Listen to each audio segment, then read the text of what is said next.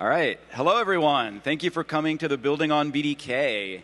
We got a lot of great projects here. I think we don't have a moderator, though, so I'm going to play moderator a little bit.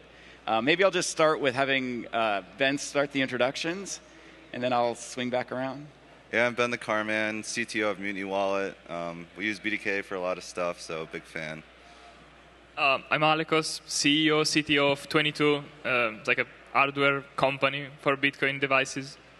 Yep, and I'm Steve Myers from the BDK Foundation and the BDK project. Alekos also forgot to mention he's also the founder of the BDK project. He's moved on to building things on BDK, which is the subject of this talk. For those of you who don't know, BDK is a Bitcoin Devkit. It's a library for building mobile, for basically any kind of Bitcoin wallet or Bitcoin on-chain based application. It provides all of the things you need, getting your balance, syncing your transaction history, creating a transaction, RBF. It has language bindings, so you can run it on Swift, Swift on iOS, or on Android you can use the Kotlin bindings, as well as Python bindings. But maybe we'll just start with, since the topic here is building on BDK. Ben, do you want to talk about how you use BDK in your application? Yeah, so Mutiny's a Lightning wallet, but any Lightning wallet kind of needs on-chain wallet because if you get channel closures or anything like that, so we use BDK for that, and it's pretty nice. We have a super specific use case where we're built in the web, so we can't just use a SQLite database or something because you can't in a browser. So we had to build our own custom storage solution and all this stuff, and BDK is really extensible enough so we can do all that pretty easily. Just make our own storage tray, figure that out, and the rest is just handled. So yeah, that was pretty nice. I did mention that it also supports WASM, which is what Mutiny's using. Yeah. So they're using it both WASM in the browser and on a mobile app, right? So they also have a full mobile app stack. So that's one use case. I also didn't mention the use case of hardware. So Alekos, do you want to talk about how you're using BDK? Yeah, so it's kind of interesting because we are probably on the opposite sides of the spectrum. So he does web wallets, I do hardware wallets, and the cool thing about BDK is that you can use it on both environments. So BDK is built with Rust, so you can compile the Rust language for pretty much any environment out there today. And BDK itself is pretty well designed, I would say. So it can go on a wide variety of desktop, web, mobile, embedded hardware as well. So yeah, it's cool to have two kind of very different projects representing BDK. The common thing is BDK for us that ties everything together. And I'll just mention, of course, BDK is an open source project, free and open source. We're community funded. One of our big sponsors is Spiral. We're also funded by the OpenSats Foundation or the OpenSats group. We recently, just this week, there was a big announcement. So on the other end of the spectrum from hardware and mobile, the Proton Mail wallet recently announced this week, and they're built on BDK in the back end. So that's a web-based application, completely hosted, but also privacy-focused. So we definitely want to support and try to support as much privacy-focused applications as we can. Let's see. So we've talked about some projects built on BDK. Some of the other things we're trying to accomplish right now is we just had a big announcement at the beginning of this week for anybody paying attention to our repo, which is we're supporting 1.0. That's, I think, been a pain point for some of our users. So maybe I'll just get into, everybody likes a little controversy in a talk. So I'll say, what are the pain points building on BDK? Because it's not all roses. There's still a lot of work to do. Do you want to take that, Ben? I mean, you've heard me complain about the syncing stuff a bunch. That's been my biggest pain point is it takes 100 lines of code just to call .sync basically. But it's definitely gotten better over the years. And yeah, I think right now I have a side project that syncs using Bitcoin D. And that's relatively slow, so figuring that out as well. But I mean, luckily, besides the syncing stuff, it's fantastic. You just give it PSBTs and it signs it. You don't really have to worry about much. So overall, it's a pretty great experience. Thanks. And Alekos? Yeah, I think for us, we don't use the syncing part of the library because we just have offline signer, so we just sign PSBTs. So we use the nicer part of the library, so we don't really have any complaints there. I would say maybe the only complaint is I'm the only one, as far as I know, using it on hardware. So it's kind of like I'm the only one who really cares. And the cool thing is, even if the other devs, they don't have hardware, they don't prioritize hardware, it still works really well. So that's really nice. But yeah, sometimes maybe the pain point is I'm the only one that needs that one weird specific thing, and I have to come up and do it myself, and I can submit a PR. I mean, we are at the open source stage, so we can also praise open source for this, like how easy it is to you use something and you see a problem with it, and it's open source, so you can just submit a patch. That's super cool. That's super helpful, and that's also what makes BDK great, I think, because now we have a bunch of different apps using it, and they all kind of submit their own patches. So we all have different interests. I guess the shared interest is to have a nice library, but we all have different niche areas, and we all together work on BDK so that it's the best for web, for mobile, for embedded as well. So yeah, going back to the original question, I guess no big complaints. Also, I'm biased, so obviously I founded BDK originally, so I don't want to talk shit about BDK. But no, I think it's over time it got really, really good. So there were probably, I would have a few complaints for pre-1.0 BDK, even though maybe it was simpler to sync. It was fewer lines of code. But I think now with BDK 1.0, it really kind of stepped up.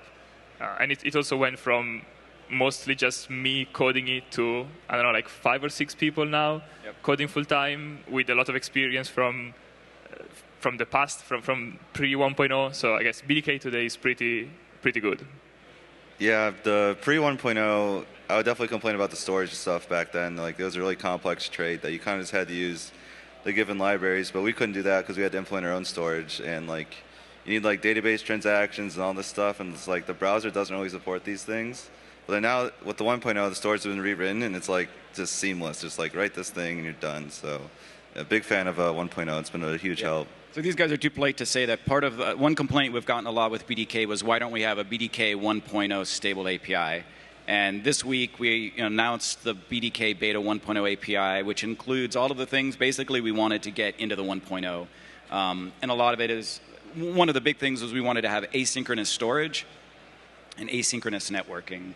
Not everybody needs that, but the people who do need it, especially for larger like server-based things, it's not as maybe important on mobile, but having that easy way to plug in whatever storage you want, have it sort of somewhat decoupled from the wallet itself, opens us up to a lot more use cases, I think.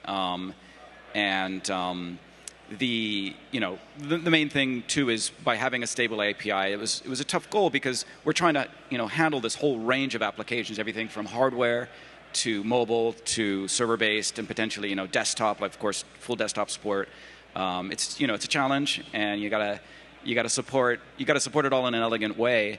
And elegant is a very nebulous term, but I think we accomplished it. I think we've at least got a great API for people to build on. The like on the hardware side, we're fully no stud support also, so people that are in the Rust ecosystem, that means you can run it on hardware, but without losing the ability to support any other kind of full stack OS that you might want to put up there. I guess maybe a question would be like, where would you like, where are people building on Bitcoin? Where would you like to see it go in the future? Like, what kinds of like future functionality do you envision as being something you'd like to see the team work on? I don't know who wants to take it first. Maybe I can start. I would say maybe my vision for BDK is to just have kind of a simple, very generic layer kind of thing, and then you can build on top of BDK other stuff. So I'm not super up to speed with the recent developments of BDK, so maybe, I don't know, I kind of stepped down, so I trust the new development team, so I know they're gonna make the right decision, but if it was up to me, I would probably try to keep BDK simple, pretty much, and just, you can build stuff on top of it. So BDK is flexible, you have descriptors, you can do a lot of things with it, and then if you want to have more functionality, usually you can build on top of it. You don't need to change BDK. So I don't know, my opinion would be probably we don't need any new functionality in BDK. Mostly. Maybe silent payments. Sacrilege. Yeah, but no, it's Yeah, that's kind of the philosophy for BDK. Just be simple, just let you do almost everything and be super simple, and then you can build on top. I know before you left, you were working on the like mini scripts thing. The planning module. The planning module, yeah. Like I think that did it ever get finished? I think Daniela finished it. I don't know. Okay. That was cool. I could talk to that a little bit. Okay. So the planning module was merged into the Rust mini script crate, and we did not use it in 1.0, but it's on our immediate roadmap for either a 2.0 or a 1.1 if we can get it in a 1.1. It's a very cool way of doing improved fee estimation and improved so when you've got a mini script, you have potentially different spending paths you could take. And the way BDK works right now is you have to explicitly tell it which path to take. So this would be an example of that would be, say you've got 2 keys or 1 key and a time lock.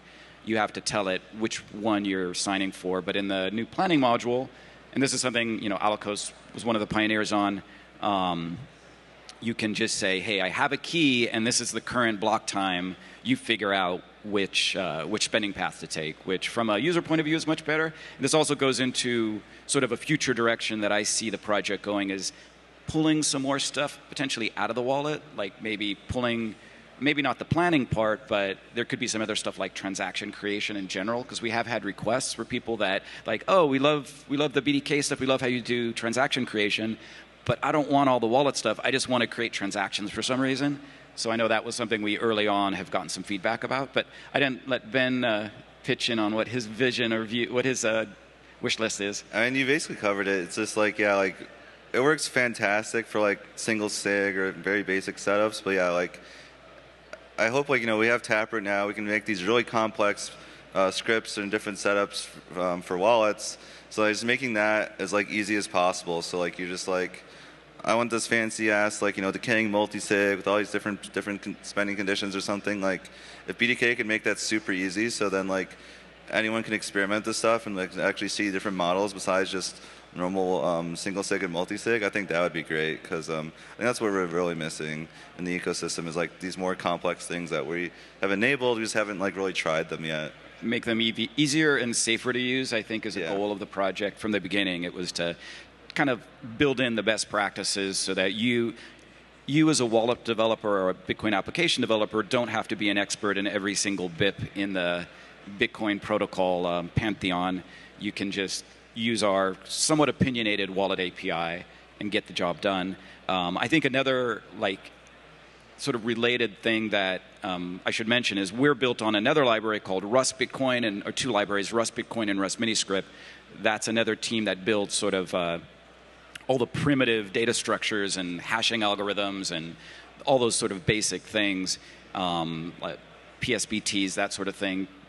We're trying, I think, as our library evolves, some of the functionality, like the planning module, is moving from our crate into this Rust Miniscript sort of upstream library. And I think there's a chance, for instance, with something like we've gotten a request for PSBT signing, which exists in Rust Miniscript, to kind of maybe extract that out of our wallet and just use their version of that code. And it just a way of sort of simplifying our library and using, taking some of that functionality out for people who want to use it separately, that potential direction. Yeah, I guess since we mentioned Rust Miniscript, we should say BDK would not be possible without them. So that's also, exactly. We get a lot of praise because BDK is nice and all, but they should also, the Rust Bitcoin team should also get a lot of credit for what they built. And also, I mean, I guess there are probably developers here. We're at the open source stage. I would also encourage developers, if are working on Bitcoin stuff, check out the Rust Bitcoin ecosystem. It doesn't have to be BDK. BDK is like the full wallet pre-packaged for you.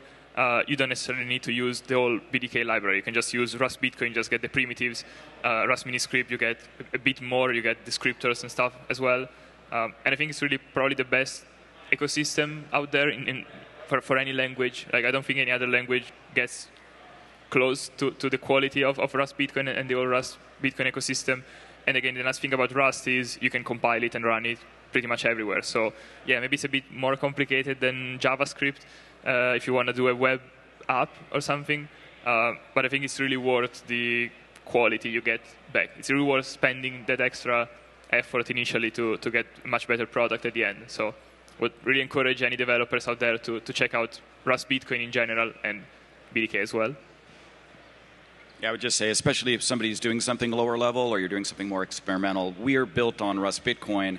It provides all this ecosystem of all the basic primitives you would need, and it's worth mentioning too that Rust Bitcoin and the Rust Bitcoin and Rust Miniscript stuff itself is also built on the core crypto library, so the SecP 256p library that is used in Bitcoin Core. So one of the nice things about Rust is it can take this C library, which is extremely well reviewed, extremely solid, written in C, I believe, and then it's wrapped in Rust, and then it's included in Rust Bitcoin, and then Rust Bitcoin is included in BDK, and then BDK is included in all these applications. So we're sort of like it's sort of a layered approach of solid foundations to build really cool Bitcoin applications on top of. Yeah, another thing that I complain about is all the different Rust Bitcoin versions that we have to manage. Yeah. So like in Mutiny, we have BDK, LDK, and Fediment. And at various times, they're all on different Rust Bitcoin versions. So like merging all those types is a hassle. But I think like this week or next week we're doing the summit to try to nail this down. So that's gonna be very exciting once we have a Rust Bitcoin 1.0. We have a bunch of the Rust Bitcoin-based teams getting together in Nashville this week, and I think we're going to have a cage match in terms of which Rust Bitcoin version we're going to use, because it is controversial, and it's because people are changing stuff. But it's also, he mentioned Fedi, so the Fediment software is also built on Rust Bitcoin. And yeah, like Mutiny is one of the few projects I think that sort of they use all the things. They've got Rust, they've got the on-chain wallet with BDK, they've got the off-chain wallet with LDK, and then they've got Fedi, all based on Rust Bitcoin. So it's a great example of how much you can do with this open source software. Yeah, I mean, it even has Rust Nostr, which is using Rust Bitcoin Rust as well. Nostr, right? I'm gonna leave that out. But yeah, there's a lot of stuff built out there, and it all kind of works together, which is magical. Yeah, and it's. I think we're very, we've sort of picked a version, and I think we're gonna. And LDK, we have like we're pretty close. So I think we're gonna get there imminently. I wanted to mention maybe some like future directions that, at least in my head, just like more like exciting features that are still in very early prototype development. But we're working on a compact block filter. There's a guy on the team that's got a project grant to work on a Rust implementation of compact block filters named Rob. He's, so anybody who's not familiar with compact block filters, that's great for mobile because it allows you in a more private way to sync your wallet and sync your blockchain stuff. Lightning, it's very useful for too. That's like a future direction we're going. Also improved Tor support. We have Leonardo that's also working on that. And I would say I want to put a plug in we're kind of in our beta phase now, so we've got the beta API. The real big focus for the team right now is improved documentation. We're going to do like a book of BDK with tutorials, example applications, and Rust the language bindings all up to date with the latest beta code. So it's going to be a very friendly environment for people to come and join the project and get involved. I don't know if there's any other I was going to say there's a lot of ways you can take BDK in these projects. Silent payments might be another one, very far off on the horizon. I don't know any pie in the sky stuff you've ever thought of that you guys would want to see? Sorry, didn't get the question. Like pie in the sky, like future things that we haven't even thought of yet. I don't know what kind of things are in the Bitcoin ecosystem that the project should be thinking about. Another thing that came up to mind later was all the kind of signature aggregation kind of things that we probably want to have those in BDK at some point. So you have, whether it's Frost or Musig. Right. I don't know. I think somebody was working on something in Rust Miniscript, but I don't remember that. But yeah, I was thinking about FrostSnap. I don't think they use BDK because we don't have Frost support yet. So Nick was here. He said they are using BDK in their mobile wallet. So nice. Yeah. Great. So we got FrostSnap. It's another project, and that's a hardware-based project. So you're not alone, Alekos. Yeah, I was thinking about onboarding. How can we onboard FrostSnap? And it occurred to me, we need Frost probably, but it's nice that they can already use it. They probably do some magic manually, and then I'm sure. Yeah. I mean, Ben, do you think? Yeah, I mean, so, on that note, like doing something like adapter signatures or something like that would be cool. Right. Like Rust DLC has to like manage its own wallet, so it's like separate than BDK. So it'd be nice if you just like adapter sign this thing for me, and that's just happens. But you know, that's kind of pie in the sky. Yeah, I mean, I'd love to see, when we've had conversations with the Fedimint team, I'd love to see Fedimint able to use more of our wallet functionality, but they're doing a lot of this fancy, you know, tweaked address signature stuff. I think it's possible. I think, you know, we're gonna have more conversations next week about that and see what we can do to help on that front. Yeah, Musig, I think for sure. It's some of these things. It's kind of hard to say if it really belongs in BDK, and we like BDK is the kind of basic wallet functionality, but then we have a bunch of crates sort of around it for syncing to Electrum, syncing to Esplora.